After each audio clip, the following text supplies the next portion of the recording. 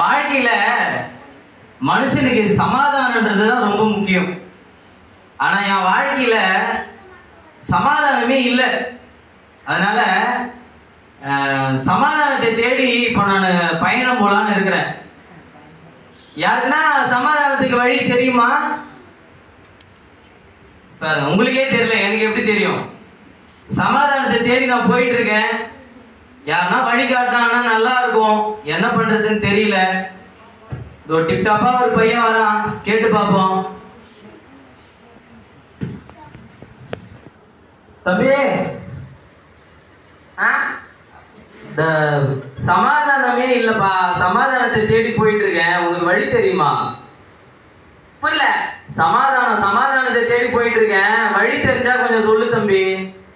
ஸ்ட்ரெயிட்டா போயிட்டு லெஃப்ட் எடுத்தா துபாய் குறுக்கு சந்துன்னு ஒன்று வரும். சரி, அங்க முகல சமோசா கடை இருக்கு தம்பி. நான் சமோசா கேட்கல, சமாதானத்துக்கு வழி கேட்டேன். புரியல. சமாதானத்துக்கு வழி கேட்டுமா? சமாதானமா? அங்க பேர் ஆரஞ்சு கலர் சாரி கட்டி ஒரு பாட்டி பண்றாங்க. அவங்க பேர் தான் சமாதானம். சின்ன வயசுல அவங்க பேர கவுந்து போயிட்டான். நீ தான் வந்திருக்க போல. போப்பாங்க பாட்டி, சமாதானம் பாட்டி. ரொம்ப நன்றி தம்பி, நீங்க போயிட்டு வாங்க. பாட்டி கேட்ட சொல்லு. போங்க, போயிட்டு கீழ்பாக்க மென்டல் ஹாஸ்பிட்டல் ஒரு பெட்டு காலியா இருக்குது, போங்க. அது துபாய் குறுக்கு சொல்லி அத்து தருவு. ரொம்ப நன்றி தம்பி, ரொம்ப நல்லா வருவீங்க. ஆடா பாருங்களா, சமாதானத்துக்கு வழி கேட்டா சமோசா கடைக்கு வழி சொல்றான், சமாதானத்துக்கு வழி கேட்டா சமாதானம் பாட்டி வீட்டுக்கு வழி சொல்றான். நான் என்ன ஆயா கிட்ட சமோசா வாங்கி சாப்பிட வழி கேட்டுக்கிறேன். தம்பி, அண்ணே என்னப்பா ரொம்ப ஏமாந்து போகும் பார்த்து? ஆமாண்ணே, ஒரு அரை மெண்டல் கிட்ட மாட்டிக்கிட்டேன். சமாதானத்துக்கு வழி கேட்டா சமோசா கடைக்கு வழி சொல்றானே. அவனதான் மென்டல் ஹாஸ்பிட்டல்ல சேர்த்துட்டு. ஐயோ, தயவு செஞ்சு கேளுண்ணே. ஒரு 10,000 ரூபாய் அவன் பாக்கெட்ல வச்சுட்டு வந்தேன். அவனை தயவு செஞ்சு சேருண்ணே, இல்லை புண்ணியமா போவனே. சரிண்ணே, எனக்கு சமாதானத்துக்கு வழி தெரியலண்ணே. வாழ்க்கையில சமாதானம் வேணும், என்ன பண்றது எனக்கு தெரியல. உங்களுக்கு வழி தெரிஞ்சா எனக்கு தயவு செஞ்சு சொல்றீங்களா? எனக்கு வழி தெரியல, நான் தான் வழியே சமாதானத்துக்கு. அடடா, நான் என்னடா பண்ணணும் சமாதானத்துக்கு? என்ன உன் பாக்கெட்ல வச்சுக்கோ. சரி, இதுக்கப்புறம் வரவன் எல்லாரையும் நான் தான் உன்னால வாங்க முடியும். நீங்க யாருண்ணா அப்படி அவ்வளவு பெரிய ஆளாம்? வச்சு பாரு. பணம் 10க்கும் பாயும். பணம் தான் சமாதானம் கிடைச்சிருமாண்ணே? சமாதானமா? உலகமே காட்டியும் சமாதானம். ஐயோ, ஃபர்ஸ்ட் அந்த பணத்தை கூட்டினேன், தெரியாம தானே நான் சுத்திட்டு இருக்கேன். என்ன மாட்டியோ? கண்டிப்பாண்ணே, ரொம்ப நன்றிண்ணே. இப்ப எனக்கு சமாதானம் கிடைச்சிடும்ல? கிடைச்சிடும். ரொம்ப நன்றிண்ணே, ரொம்ப நன்றி. சமாதானம் அவங்க பார்த்து போனேன். அரை மெண்டல் கிட்ட மாட்டிக்க போறீங்க. ஹாஸ்பிட்டல்ல சேர்த்து. அப்பாடா, பணம் வந்துருச்சு, நமக்கு சமாதானம் வந்துடும் நினைக்கிறேன். என்னடா அது, பணம் வந்துருச்சு, ஆனா அப்ப கூட வாழ்க்கையில சமாதானம் கிடைச்சாவே தெரியலையே. என்ன பண்றது? தம்பி என்னப்பா? சார் சொல்லுப்பா. எனக்கு சமாதானத்துக்கு வழி தரணும் சார். சரி. ஒருத்தர் வந்தாரு. சரி. பணம் இருந்தா வாழ்க்கையில சமாதானம் கிடைச்சிருன்னு சொன்னாரு. சரி. நானும் இப்ப எனக்கு அளவுக்கு தேவைக்கு மிகுந்த பயங்கரமான பணம் என்கிட்ட இருக்கு. சரி. பணத்தை நான் வாங்கிக்கிட்டேன். ஆனா என் வாழ்க்கையில சமாதானம் இல்ல சார். எனக்கு சமாதானத்துக்கு வழி தெரிஞ்சா சொல்லுங்களேன். அட போப்பா, நீ வேற இதெல்லாம் வச்சிருக்கப்பா. இது யாரு தெரியுதா? படிச்சு பாரு. பதவி இந்த உலகமே இதுக்குதான்ப்பா ஆடிட்டு இருக்கு. எங்க இந்த பதவிக்காக, இந்த பதவி இருந்தானாக்கா நீ சொன்னேன்னு வச்சுக்கோங்க, உன் பின்னாடி 1000 பேர் உன் கூட வருவான். அந்த பதவியில இருக்கும்போது பார்த்தேன்னு வச்சுக்கோ, நீ அப்படியே பறந்துட்டே இருப்ப. எல்லாமே இது இருந்துச்சுனாக்கா உனக்கு எல்லாமே ஆட்டோமேட்டிக்கா வரும்பா. சரியா சொல்றீங்க? நிச்சயமா. நீ இது பதவி கிடைச்சா எனக்கு சமாதானம் கிடைச்சிருமா? கண்டிப்பா கிடைக்கும்பா. தயவு செஞ்சு அந்த பதவி எனக்கு கொடுத்துருங்க சார். சரிங்க, ரொம்ப நன்றி சார். ஓகேப்பா. நடாது, பணம் வந்தா சமாதானம் கிடைச்சிருந்தாங்க, பதவி வந்தா சமாதானம் கிடைச்சிருந்தாங்க. ஆனா வாழ்க்கையில சமாதானம் இன்னும் எனக்கு 1% கூட வரலையே. சமாதானம் இல்லாம ரொம்ப கஷ்டமா இருக்குது. தூங்க முடியல, சாப்பிட முடியல, ஒரு வேலையை நிம்மதியா செய்ய முடியல. சமாதானத்துக்கு எனக்கு வழியே தெரியல. என்ன பண்றது? இது யாரோ வராது. ஐயா, ரொம்ப நேரம் தேடி இருக்க பொழுது ஐயா, சொல்லு தம்பி. சமாதானத்தை தேடி நான் போயிட்டு இருக்கேன் ஐயா. வழி தெரியல. பணம் வந்தா சமாதானம் கிடைச்சிருந்தாங்க, பதவி வந்தா சமாதானம் கிடைச்சிருந்தாங்க. இப்ப ரெண்டுமே கையில இருக்கு. ஆனா என் வாழ்க்கையில நிம்மதியும் சமாதானமே இல்லை ஐயா. உங்களுக்கு வழி தெரிஞ்சா கொஞ்சம் சொல்லுங்களேன். பதவி கிடைத்தா சமாதானம் கிடைக்காது, பணம் இருந்தாலும் சமாதானம் கிடைக்காது. நம்ம சரீரத்தை உற்சாகப்படுத்தக்கூடிய சித்தின் வேணும். அப்படின்னா என்ன ஐயா? புரியல எனக்கு. ஆ, சினிமா. ஐயோ, அதெல்லாம் எனக்கு பழகே இல்லையா. அதெல்லாம் பிடிக்காதையா. கேலி பரியாசம் பண்ணலாம்ல, கிண்டல் பண்ணலாம். ஐயா சரி, ஏதோ நீங்க பெரியவங்க சொல்றீங்க, இதெல்லாம் செய்தாதானே நம்மளுக்கு சமாதானம். அப்ப அதெல்லாம் அனுபவிச்சா சமாதானம் கிடைச்சிருங்களா? அதெல்லாம் எவ்வளவு சமாதானத்துல இருக்குதுன்னு தெரியுமா நானு? ஐயா இங்க பாருங்க, என்கிட்ட பதவி இருக்குது, பணம் இருக்குது, ஆனா அதை வச்சுக்கிட்டு என்னால எதுவுமே செய்ய முடியலையா. இதை நீ கொஞ்சம் கற்றுக்கொண்டு பாரு, இதை செய்து பாரு கொஞ்சம். சரியா, பெரியவங்க சொல்றீங்க, பெரியவங்க பேச்ச தடக்கூடாதுன்னு சொல்லுவாங்க. நான் செஞ்சு பாக்குறேன். சரி, அதை எனக்கு கொடுங்க ஐயா. இதை 10 ரூபா விட்டு போறேன். கண்டிப்பா ஐயா. 10 ரூபா உள்ள இருதயத்துல போட்டேன். இருதயத்திலே ஐயா? ஆமா, இதுதான் சரி சரி சரி ஐயா.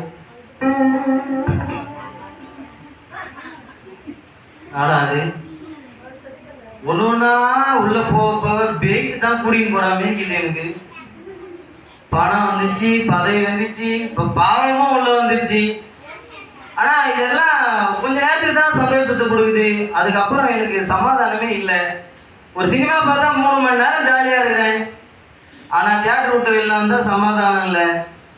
மற்ற பாவத்தெல்லாம் செய்யும்போது கொஞ்ச நேரம் தான் சமாதானம் இருக்குது இருதயத்துல, அதுக்கப்புறம் சமாதானம் மொத்தமா கெட்டு போகுது. என்ன பண்றதுன்னு தெரியலையே. தம்பி, சார், என்னப்பா பண்ணிட்டு இருக்க? அது ஏன் சார் கேக்குறீங்க? சமாதானம் தேடி போயிட்டு இருக்கேன் சார், வழி தெரியாம சுத்திட்டு இருக்கேன். பணம், பதவி, பாவம், சிற்றின்மை எல்லாத்தையும் அனுபவிச்சுட்டேன் சார். ஓகே, ஆனா இந்த சமாதானத்துக்கு மட்டும் வழி தெரியல சார். அதுக்கப்பா சரியான வழி எங்க இருக்குது சரியா? என்ன அது சார்? பேர் தான் மதுபானம். கேள்விப்பட்டிருக்கியா? இல்ல சார். இன்னைக்கு நாடே பத்தினா இதுதான் போய் கண்ணை முடிக்குது. இதை வச்சுதான் நாடே ஆட்சி செய்யறாங்க. அடுத்து பாத்தீங்கன்னா இதை குச்சினா நடக்க மாட்டேன், பறந்து போயிட்டே இருப்பேன். ஐயோ, நல்லா தூக்கம் வரும். சமாதானம் இங்க கிடைச்ச சமாதானம் பாத்தீங்கன்னா இதை முக்கியமா மாட்டேன், முக்கியமா வச்சுக்கோ. சரி சார், கையிலே வச்சுக்கோ. அப்ப எனக்கு மதுபானம் கிடைச்சா சமாதானம் கிடைச்சிருமா? கண்டிப்பா கிடைக்கும்பா. தயவு செஞ்சு கொடுங்க சார், அதையாச்சும் எனக்கு.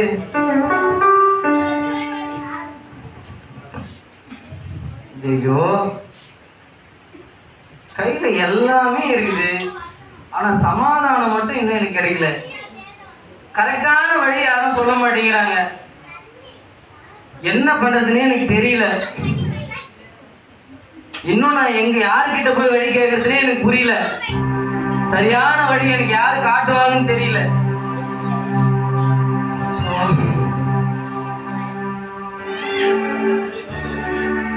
ஐயா வணக்கம். ஐயா, வாழ்க்கையே வெறுத்து போச்சு ஐயா. என் வாழ்க்கையில சமாதானமே இல்லை ஐயா. சமாதானத்தை தேடி நானும் யாரார்கிட்டயோ வழி கேட்டேன். எல்லாரும் எனக்கு ஒரு காரியத்தை சொன்னாங்க, அவங்க ஒரு வழி காட்டினாங்க எனக்கு. இப்ப எல்லாத்தையுமே நான் கையில வச்சிருக்கிறேன் ஐயா. ஆனா வாழ்க்கையிலே இருதயத்திலே சமாதானம் இல்லையா. உங்களுக்காச்சும் வழி தெரிஞ்சா சமாதானத்துக்கு வழி சொல்லுங்க ஐயா. தம்பி, உங்களுக்கு இப்ப வயசு இருக்கும்? எனக்கு 32 வயசு ஆகுது ஐயா. 32 வயசு தம்பி, நான் ஒண்ணு சொல்றேன். சொல்லுங்க ஐயா. ஆனா ஒண்ணு மாதிரிதான் நானு என் மன விருப்பத்தின்படி எத்தனையோ தவறுகள், எத்தனையோ பாவம் மன விருப்பப்படி நான் ஓடனேன், செஞ்சேன். ஆனாலும் என்னால சமாதானத்தை பெற முடியல. ஆனா ஒரு நாள் இந்த ஃபெலோஷிப்புக்கு போய் ஆண்டவர் தேடன்னு போனா கூட நான் உத்தமமா ஆண்டவரை தேடல. ஒரு திடனா தான் அந்த சர்ச்சுக்கு போனேன். ஆனா அங்க இருக்கிற அன்பு, அங்க இருக்கிற சாட்சி, அங்க அநேக கொலைக்காரங்க குடிக்காரங்க இருக்கிற சாட்சி என்னை அப்படியே மாத்தி தம்பி. ஆனா ஆண்டவர் என்னை தண்டிக்கல. நான் திருடனா தான் போனேன்.